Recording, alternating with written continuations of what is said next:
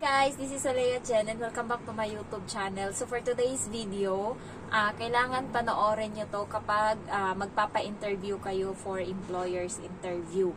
Ayan, so ngayon sasabihin ko na yung introduce yourself. Ayan, so sinaulo ko siya ng ilang araw kasi nakalimutan ko na siya ng nakaraan. So ganito yung sasabihin nyo pag nag-introduce yourself. Ayan, so yung kamay, hawak ng ganon. Ayan. Tago nyo yung sing-sing kasi bawal yan. Ayan, sa ganyan. So, eto na. Gawin na natin. Kasi yung employer, guys, pag bungad agad yan sa'yo, hello, good morning, or hello, ganto. And then, pagkatapos niyan, nagsasabi agad yan, please introduce yourself. Ganun agad yung bungad nila. Kaya, kailangan, sa ulo mo na yung dapat na sabihin mo para pagkatas mong sabihin yun, magpa-follow up question na lang siya about doon sa sinabi mo. Ayan, so hindi ka na mauutal-utal and then smooth mo na lang siyang masabi.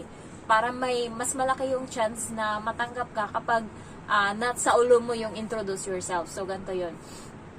Hi, ma'am, sir. Good day. My name is Genevieve Guarin, 27 years old, single. I am Catholic. My father's name is Balbino Guarin and my mother's name is Lucia Guarin. I have 4 brothers and 3 sisters and I am the 7th in the family. I am a high school graduate. I also took up vocational course for 6 months which is English proficiency. I am a domestic helper here in the Philippines for 3 years and I serve 4 members in the family. 2 adults and 2 children. One children is 5 years old boy and the other is 3 years old girl. My duties and responsibilities are cleaning the house, washing the dishes, ironing, washing clothes, sending and fetching the children from school, and also play with them or teach them some identifying colors, letters, read some books, and then I also more focus on cleaning the toilet and kitchen especially because to avoid bad odor and food contamination or poisoning. Ayan. And then, sorry, na-blackout. Ayan. So, pagkatapos nun, and then, please choose me as your domestic helper and I promise I will do my duty and responsibilities well and I would follow the rules and the regulation in your house. Thank you so much and God bless. So, ganun yung introduce yourself, pero hindi mo na sasabihin yun kapag kaharap mo na yung employer na please choose me as your domestic helper.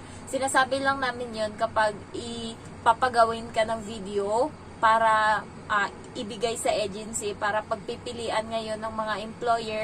So, kailangan ibenta mo yung sarili mo. Sasabi mo, please choose me as your domestic helper and I promise I will do my duties and responsibilities well.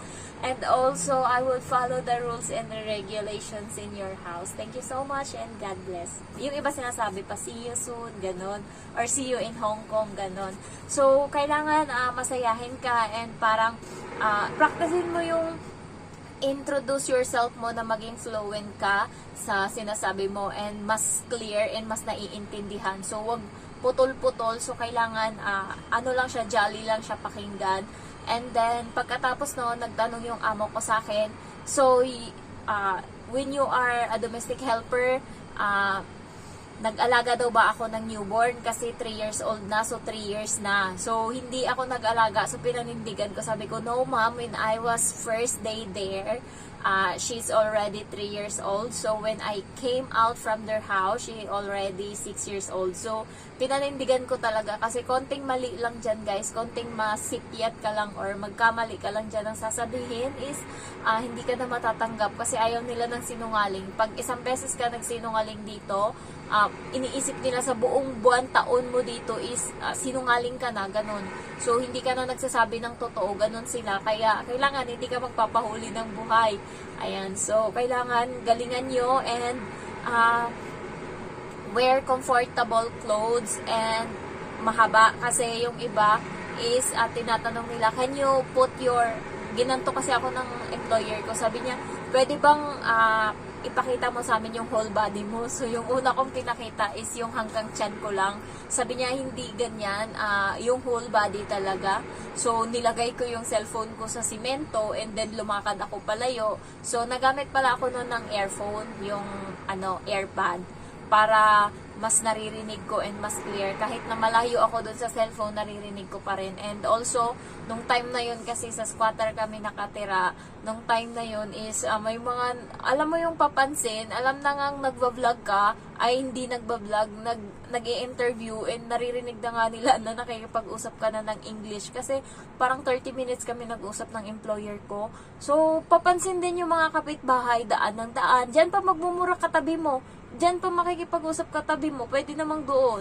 So, tiniis ko lang talaga, nagsabi lang ako sa amo ko na, sorry ma'am, it was so noisy here because this is a slum area and then our house is like, our wall is the same wall as the neighbor also. Tas napatawa yung amo ko sa akin. Ayan. So, parang doon ata, sa pagiging honest ko, parang doon ata na sila, nagustuhan nila ako. Kasi marami din silang choices and yung amo kong babae, napaka-arte nito, napaka-pihika nito. Kasi matalino siya. Ayan. So, hindi ako namang problema dito sa English sa kanila. Mapabata, lalaki, mag-asawa, lahat sila magagaling sa English. Kaya, napakaswerte ko na lang din kasi ako yung napili. Kasi isa din yan sa nila, pamantayan nila na dapat marunong kang mag-English kasi yung bata, sinasanay niya masyado.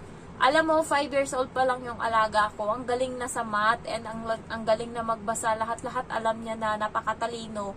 Kaya kung bobo-bobo ka dito, minsan pag mali-mali yung pronunciation ko, halimbawa, paano ba yung sabi ko nun? Parang mali, pet ata. Pet yung nasabi ko. No, Jen, it's pet.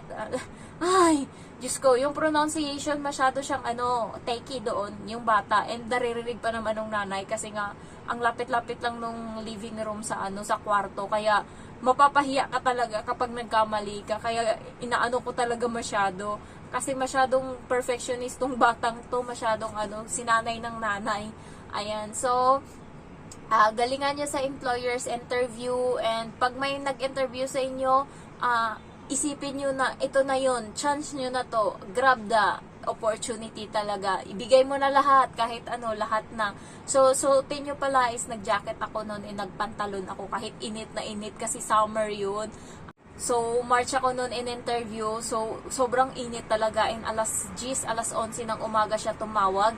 And wala siyang pasabi, wala siyang sabi, "Hi, this is me, I'm going to call you." Wala, dumiretso siyang tawag. Kaya kailangan, hindi kayo pwedeng sorry na putol yung video kasi na-pull na yung ko. Ginagawa ko kasi kapag nagba-vlog ako, and then yung mga video ko or yung mga nagsasalita ako, sa gabi niyan pinapakinggan ko kung matino ba siya or hindi, kung proud ba ako sa sarili ko sa nagawa ko or hindi. Ayan, so balik tayo dun sa topic. Tawag nito, ay, nakalimutan ko na, oh my gosh. Wait! So, hindi yan sila guys nag-aabiso na tatawag sila. Basta sinabi ng agency na gantong oras tatawag yung amo, tatawag talaga yan siya ng ganyang oras. Kaya kailangan, kayo, kasi may isang subscriber ko dito sa YouTube, nag-chat sa akin na tumawag daw yung employer alas 11 ng umaga. So, hindi niya nasagot kasi naka-silent. Hindi na uli siya tinawagan. Hindi na siya uli So, nanghihinayang siya, wala siyang magawa kasi kasalanan niya din naman.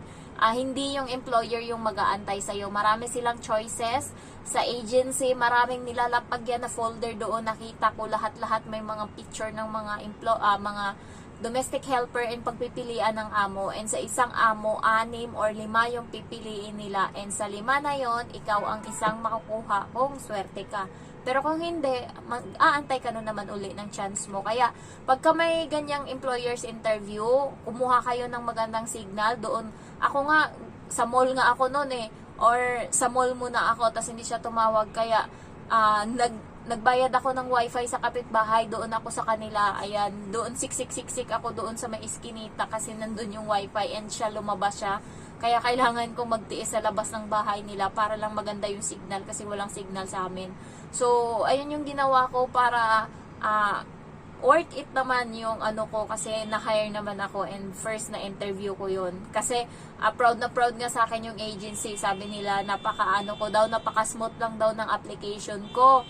Kasi bawat pa-interview ko doon, 2 brokers, isa ako parati sa masuswerte. Alam mo yung sa ilang first timer, 2, 3 lang yung kinukuha and isa ako sa nakukuha na yun. Ganun parati. So natutuwa sa akin and kilala ako dun sa agency. And then, sabi nga nung head doon, wag na daw ako mag-abroad, i-offeran niya daw ako ng minimum, tapos office daw yung trabaho. Ayoko naman kasi minimum na ako doon sa dati kong trabaho. And haya-haya ko doon, mag-a-adjust pa uli ako. Gusto ko maiba, gusto ko mag-abroad, gusto kong makakita ng bagong lugar at magalaan. Ayan. So, ayun, ano naman, swerte-swerte ka lang talaga and siguro para talaga sa akin to. Pero sinatsaga ko na lang talaga kasi kung ako lang gusto ko nang umuwi, gusto ko nang kumain ng madami, gusto kong matulog ng madami, gusto kong magpahinga, gusto kong ako naman yung boss kasi sa amin ako yung boss. Sa bahay ako, ayan, request lang ako gantong lulutuin sa mama ko, hayahay na, dito hindi ganun. Ayan, so tiis-tiis lang, marami-rami na din naman akong mga materials na nabili, tiyagaan lang talaga. Ayan, so at least okay pa din naman yung amo ko, walang problema, hindi naman tumatagal ako dito, mas naging mabait na mabait sila and natutuwa na ako sa sarili ko, proud na ako ngayon, 12:00 ng tanghali or mag-aalauna, tapos na ako sa gawain ko, so papetiks-petiks na lang ako pagkatapos, tapos antay ako 2:00, tsaka ako akyat dito sa kwarto, matutulog ng 1 oras. Ayan, so good luck and galingan nyo, and sana swertehin kayo sa mga amo na makuha nyo, pray always. Ayan, so nabingi na ata sa akin si Lord. Doon ako parati sa sa May Quiapo. Yun yung simbahan ko nung parati akong nanghihingi. And halos gabi, umaga, tanghali, umaga, pagkagising, and then sa gabi bago matulog, yan talaga yung pinagpipray ko. And inuutusan ko pa yung kapatid ko, yung mama ko, kahit sino na mga nakakakilala na mga pamilya ko na i-pray nila na sana mabait yung amo ko. So, mas madaming mag-pray, mas malaki yung chance na mag-grant yung prayer mo. Ayan. So, ayun lang guys. Thank you so much for watching. Bye-bye.